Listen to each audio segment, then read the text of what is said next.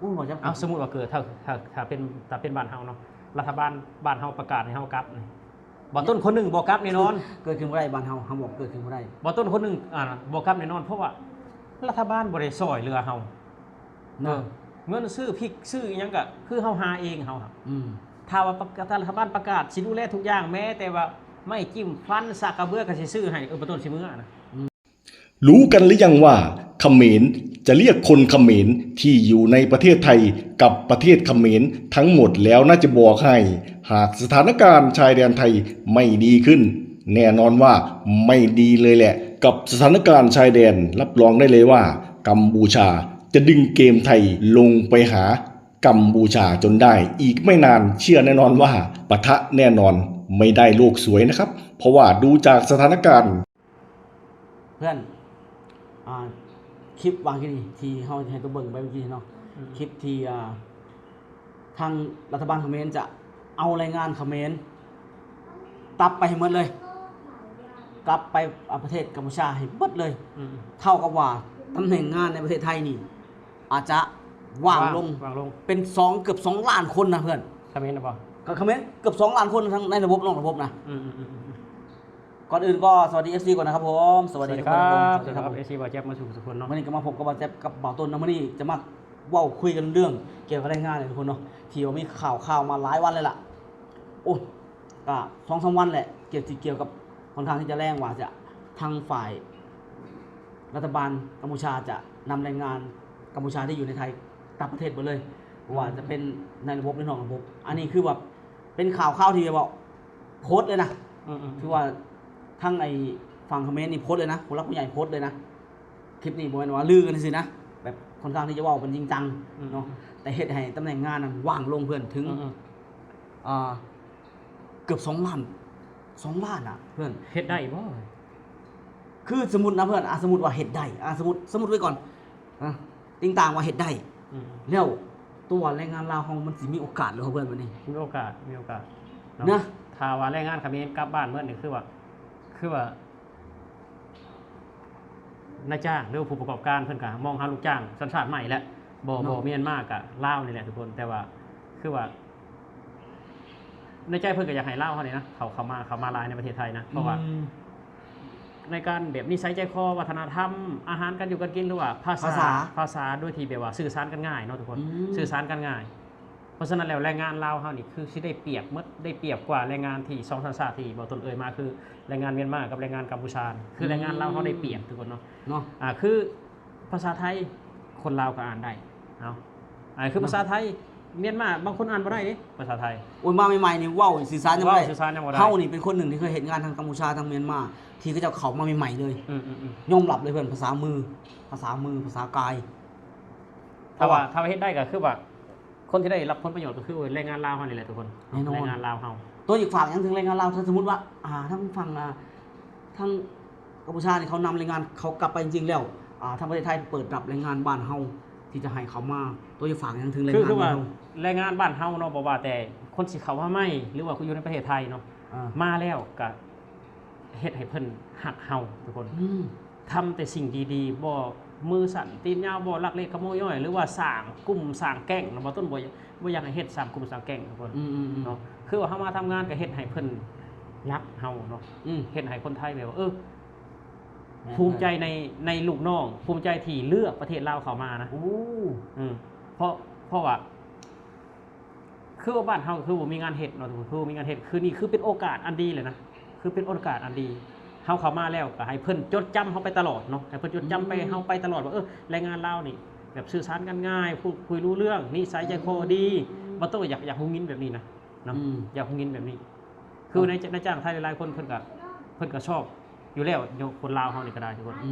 แต่ก่อนก็คือสิอาจจะมีแรงงานเขมรเนาะแรงงานพม่า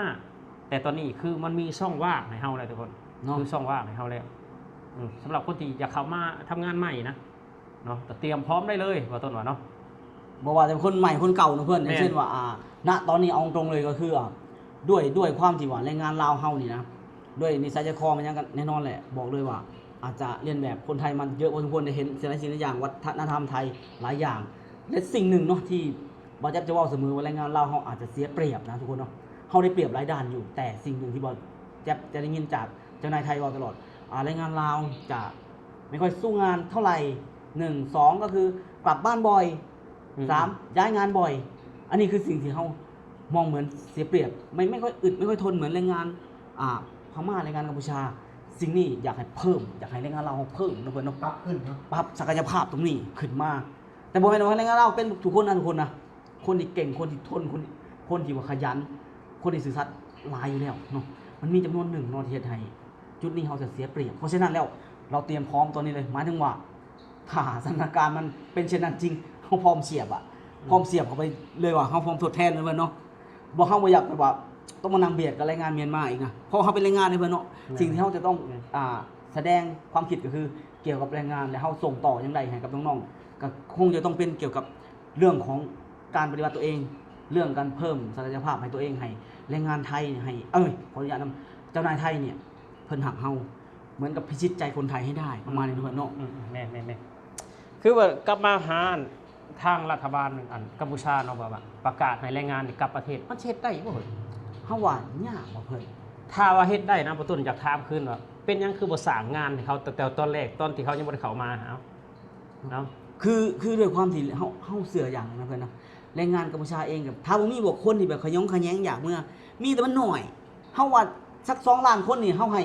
บ่เกิน 1,000 คนนะแม่นที่คิดแบบนั้นนะแม่นที่เหลือนี่นั่งนักใจตอนนี้กูสิได้เมื่อแท้เอาสมมุติเป็นเฮานะเพื่อนสมมุติเป็นคนลาวเฮานี่เกิดเหตุการณ์แบบนี้เฮากับโตนี่นั่งกุมของมาสิได้เมื่อสิได้ส่งกลับบ่เนาะตายแล้วเฮาสิคิดแบบนี้นะเฮาเชื่อว่ากัมพูชาหลายคนก็คิดเช่นนี้เนาะแรงงานกัมพูชาหลายคนคิดเช่นนี้คือว่าถ้าว่าให้เขาเมื่อแท้เนาะทุกคนงานอยู่ในกัมพูชามันก็บ่หลายเพียงพอการจ้างงานมันก็ค่าแรงมันบ่สูงทุกคนเนาะวันละ100มันสิเกิดอีหยังขึ้นอีกว่านี้เนาะทุกคนมันสิเกิดอีหยังขึ้นอีกสำหรับว่าถ้าแรงงานกัมพูชากลับบ้านหมดนี่นะมันสิเกิดหยังขึ้นคือประเทศไทยเพิ่นก็มีผลกระทบอยู่แต่ว่าเพิ่นเอามีทดแทนนะแต่ว่ากัมพูชาถ้าว่ากลับไปแหละทางฝ่ายรัฐบาลกัมพูชามีงานรองรับให้เขาแล้วบ่มีเงินเดือนให้ลูกให้เมียเขาแล้วบ่บ่ต้องถามนี่นะบ่ต้องว่าเฮ็ดบ่ได้ดอกอย่าเบิ่งศักยภาพเจ้าของก่อนเนาะเบิ่งศักยภาพเจ้าของก่อนถ้าว่าเนาะเศรษฐกิจของกัมพูชาหรือว่าประเทศกัมพูชาเจริญคือสิงคโปร์นี่บ่ต้นเชื่อเลยว่าประเทศกัมพูชาบ่มาทำงานประเทศไทยแน่นอนเพราะมันบ่มีมันยังมานะเข้าใจบ่คือบ่ต้องเอาถึงสิงคโปร์หรอกเพิ่นเอาแค่ประมาณเวียดนามนี่คือมันบ่มีมันยังมาตอนนี้นะแม่นถ้ามันมีมันบ่มาดอกเพราะฉะนั้นสิเอามันกลับไปนั่นมันยากบางคนเขาก็สิบ่อยากกลับได้บ่นี่เพิ่นปั่นเข็นโคกขึ้นภูเขาพุ่นน่ะทุกคนยากหลายถ้าเกิดว่าคนกัมพูชาสามัคคีกันถึงขนาดเลยว่ากัดก่อนเกลือก็ยอมกลับไปอยู่บ้านนี่บ่จะเอาสมมุติว่าเกิดถ้าเป็นบ้านเฮาเนาะรัฐบาลบ้านเฮาประกาศให้เฮากลับนี่บ่ต้นคนนึงบ่กลับแน่นอนเกิดขึ้นบ่ได้บ้านเฮาบอกเกิดขึ้นบ่ได้บ่ต้นคนนึงบ่กลับแน่นอนเพราะว่ารัฐบาลบ่ได้ช่วยเหลือเฮาเงินซื้อพริกซื้ออีหยังก็คือเฮาหาเองเฮาถ้าว่ารัฐบาลประกาศสิดูแลทุกอย่างแม้แต่ว่าไม่จิ้มฟันซากกระเบือก็สิซื้อให้บ่ต้นสิมื้อนะอันนี้ก็เพิ่นก็ประกาศอยู่นี่นะเพิ่นเห็นประกาศเนาะบางภูมิเนตประกาศบอกว่าจะหางานรองรับให้กับคนกัมพูชาบอกว่าจะเป็นงานก่อสร้างงานหยังแต่มีตำแหน่งงานว่างประมาณเป็นหมื่นคนเหมือนกับต้องการขาดแคลนเป็นหมื่นคนแต่คนจะกลับไปเป็น2ล้านคนนี่นะคนกับ2ล้านสมมุติหมื่นคนค่าแรงวันละ100นะเพิ่น100นี่200เต็มที่เขาบอกเพราะฉะนั้นอยู่ไทยนี่ไปว่าขออนุญาตนำขี้มูกขี้ม้ากับ350แล้วนะแม่ทางงานก่อสร้างจะฮู้เท่าไหร่วันละ400-500นะเพื่อนเฮาเคยทำในงานกัมพูชานะคนที่เขาอยู่หลายปีมานี่เขาได้600ก็มีเพื่อนแม่นของก่อสร้างเพราะฉะนั้นเขาสิกลับไปเพื่อน600กลับไปเอา200เนี่ยกลับไปบ่เอาทำอย่างงี้บ่ครับบ่มีทางเพราะฉะนั้นแล้วมันจะเกิดความวุ่นวายขึ้นมาเปล่าเนาะคือประกาศเอาชนะเพื่อที่จะไปว่าคิงให้ได้จะเฮ็ดได้เนาะแต่คนไทยก็ถามว่าจะเดือดร้อนว่า2ล้านตำแหน่งเนี่ยเอาแรงงานพม่าบาทเดียวรึบเลยนะเพราะว่าอย่าลืมพม่าประชากรเขาเยอะนะเพื่อนแม่นแค่2ล้านประกาศแป๊บเดียวเอาในปานบ่คือประเทศที่เขาไทยยังบ่เปิดรับนะถ้าเปิดรับมาได้ในปานนี่ก็ได้เลยคือคนลาวเฮานี่ก็พร้อมนะมันอาจจะบ่ทดแทนทั้งหมดบาทเดียวแต่พร้อมเกินครึ่งนึงนะเอาเสือว่าเกินครึ่งนึงนะคนลาวเฮาเองนี่ก็คนลาวนี่ก็คล้ายคือกันเนาะทุกคนถ้าว่าประกาศเนาะประกาศแม่นพร้อมรับแรงงานลาวนี่นะก็ ก็คือว่าทดแทนได้นะ แม่ ทด น แทนได้ ก็ แต่ว่าอาจจะบางคนอาจจะบ่สู้งานนะคืองานโกสุกสร้างนี่คนลาวก็บ่อยากสู้บ่ได้เด้อเพื่อนเฮาเห็นนะ ก็บ่อยากสู้ บ่ได้ ก็ คือว่า ยอมรับ นี่เด้อคือนายจ้างเพิ่นก็ต้องเลือกอีกว่าถ้าไปร้านอาหารก็นายจ้างเพิ่นก็จะได้คนลาว คนลาว เพราะว่าแบบว่าการพูดคุยการสื่อสารการอ่านการเขียนแบบคนลาว แม่น มันก็สิได้เปรียบตัวนี้ ได้เปรียบตรงนี้ แต่ว่าถ้าสู้แรงถ้าสู้งานหนักคืองานก่อสร้างก็ผู้แลพี่น้องทางกัมพูชาทางเมียนมาเพิ่น เมียนมาเอายอมรับ มันคือแบบ งานโรงงานก็จะเป็นเมียนมา แม่น เยอะ แม่ เนาะ น งานโรงงานที่แบบ 2,000 คนหมื่นคนจริงๆนะ แม่นลาวเขาก็จะเป็นโรงร้านเย็บผ้า ร้า ร้าน น อา อา หา หาร ร แบบงานบริการของเรางานบริการ แม่นๆมันก็เป็นอย่างที่เขาก็อยากให้เพิ่มศักยภาพตรงนี้นะคืองานก่อสร้างก็มีคนลาวเห็นบ่มีอยู่แต่มันบ่หลายต้องยอมรับเนาะแต่อยากให้เพิ่มอยากให้แบบว่า คือ คน ว่า ลาว เป็นยัง ทางลือก เป็นยัง ให้ขา ยังบ่มีเพราะว่าคือมันบ่มีแต่ตอนแรกแล้วงานก่อสร้างนะ มันน้อย ก็คือว่าเปิดรับงานก่อสร้างในใช้งานก่อสร้างบริษัทนี้นะรับคนงานคนลาวผัวเมียเต็มคือกันนะครับว่า แม่น เพราะคนลาวเขาก็เฮ็ดได้คือกันงานก่อสร้าง เฮ็ดได้ แต่เป็นหยังเขาคือบ่เฮ็ดคือว่าแรงงานกัมพูชาแรงงานเมียนมามันเต็มอยู่แล้วแต่ก่อนนะเขาเอาลูกเอาหลานเอาพี่เอาน้องเข้ามา แม่นเพื่อนอีกอย่างหนึงก็อย่างที่เขาบอกคือเจ้านายก็เปิดรับแรงงานส่วนสองประเทศนั้นมากกว่า แม่น เกี่ยวกับ แม่น ใช้งานต แม่ ร น งนี้นะมันเลยเฮ็ดให้แรงงานเฮาแบบว่าแรงงานลาวเฮานี่กลายเป็นว่ามาเฮ็ดเกี่ยวกับงานบริการซะมากกว่า แม่น เนาะ คือว่าเปิดรับแบบว่ารับแรงงานลาวนะ อายุเท่านี้ผัวเมียก็รับหลายโพด แม่น หลาย โดยเฉพาะผัวเมียนี่เพื่อน แม่น ผัวเมียนี่มันเป็นยังที่หางานยาก หลายได้ทุกคนหลาย ผัวเมียนี่เป็นยังที่หางานยากเพื่อนเมื่อใดก็แล้วแต่ถ้าคนงานก่อสร้างรับผัวเมียเสื้อเหลือเกินคนลาวเองก็หลายขึ้นแน่นอนเนาะแต่เพราะฉะนั้นจะด้วยเหตุใดก็แล้วแต่เนาะผมจะบอกต้นมองว่าณตอนนี้เฮาเหมือนกับอยากจะส่งสัญญาณไปถึงแรงงานลาวเนาะถ้าเกิดว่าโอกาสมันเกิดแล้วให้คว้ามาให้ได้ แม่น ให้เฮานี่เป็นที่นึกถึงเนาะเฒ่าแก่เพิ่นให้นึกถึงโอ้แรงงานลาวดีนะขยันซื่อสัตย์มีความอดทนพร้อม อืม ให้เพิ่นแบบนึกถึงเฮาขอดีๆบัดนี้มันสิสร้างความได้เปรียบในการเข้ามาเฮ็ดงานนะบ่ว่าสิเป็นคนรุ่นเก่าคนรุ่นใหม่เนาะ อืม คนรุ่นใหม่มานี่ก็อุ๊ยแรงงานลาวบ่เพิ่นอยากรับเลยนะ อืม ถ้าสมมุติว่าเฮาสร้างผลงานไว้ดีอ่ะ แม่น ถ้าเกิดเฮาสร้างผลงานไว้ด้อยก็แน่นอนแหละทุกคนเนาะถ้ามี3สัญชาตินี่เขาก็เลือกพม่ากับกัมพูชาก่อนลาวอาจจะถือไว้ทีหลังเพราะฉะนั้นอยากกระตุ้นมากกว่าอยากให้คนลาวที่อยู่ได้งานแล้วอยู่ประเทศไทยและยังบ่ทันได้งานหรือว่าคนกำลังจะเข้ามาสร้างศักยภาพของตัวเองให้เป็นที่ต้องการในตลาดแรงงานใส่คำว่านี้เนาะอาจจะดูไปว่าภาษาอาจจะบ่งามแต่บอกจะคิดว่ามันก็คล้ายๆกันนะทุกคนเนาะถ้าตลาดมันก็คือการขายเนาะนะทุกคนเนาะเฮาก็ขายแรงเพราะฉะนั้นก็ถ้าตลาดต้องการแรงงานลาวเฮาก็จะได้เปรียบเนาะได้เปรียบกับได้โอกาสนี่แหละเนาะเพื่อนเนาะกับตัวเอง ก็จะฝากถึงไว้นั่นเนาะทุกคนเนาะและส่วนแรงงานผู้ชายสิฝากยังถึงอยู่เพื่อนในนามเพื่อนแรงงานทำการสมมุตินะ สำหรับแรงงานกัมพูชาก็ถ้าว่ารัฐบาลประกาศนะถ้าว่าเลือดหักชาติมันสูงกว่าไงซะก็กลับไปถ้าว่าปากท้องสำคัญกว่าก็ให้พิจารณาอีกทีหนึงเราว่ากลับไปแล้วเฮาสิได้เงินบ่เฮาสิได้มีเงินเก็บบ่ทางมีกินอยู่แล้วอยู่กัมพูชาก็มีกินเนาะแต่ว่าเฮาสิมีแบบมีเงินเก็บภายในคนภายหน้าบ่ลูกเมียเฮาสิจังใดเนาะก็คิดแบบไต่ตองมือดีๆก่อนถ้าเลือดหักชาติ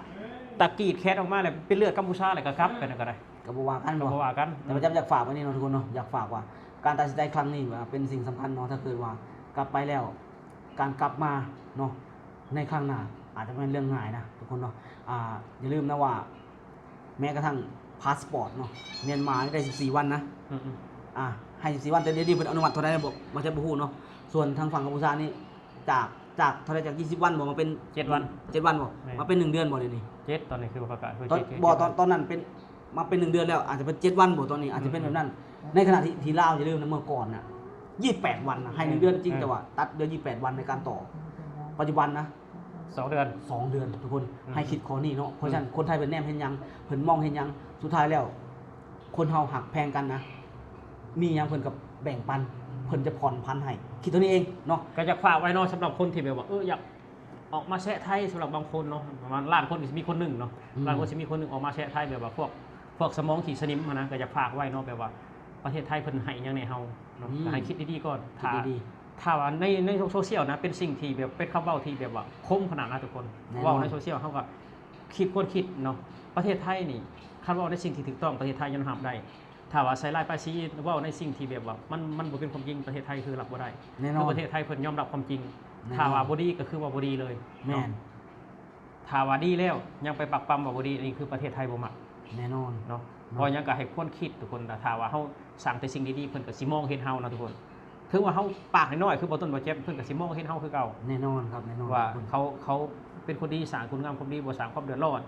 เขามาอยู่ในประเทศไทยก็คือตั้งใจทำงานตั้งใจหาเงินเก็บเงิน คือประเทศไทยเพิ่นมักคนขยันทุกคนมักคนขยันมักคนเก็บเงินมาแล้วหาเงินได้หลายขยันนี่เพิ่นมักประเทศไทยบ่แม่นมาแล้วลิ้นกินเซเพเลยนี่คือโนมัก เพิ่นบ่เนาะเนาะ จนแล้วต้องเจียมตัวนะจนแล้วแบบว่าบ่ฮู้จักกาลเทศะใส่เงินฟุ่มเฟือยนี่คือประเทศไทยบ่มักคือกันอีกเนาะ ครับโอเคกับคลิปวิดีโอนี้ก็ถือว่าประมาณนี้นะเพื่อนนะฝากไว้ประมาณนี้เนาะทุกคนเนาะสำหรับมื้อนี้เฮาสองคนบ่าวต้น Channel แล้วก็สตอรี่ชีวิตบ่าวจับลาทุกคนไปก่อนสวัสดีครับผม สวัสดีครับผม สวัสดีครับ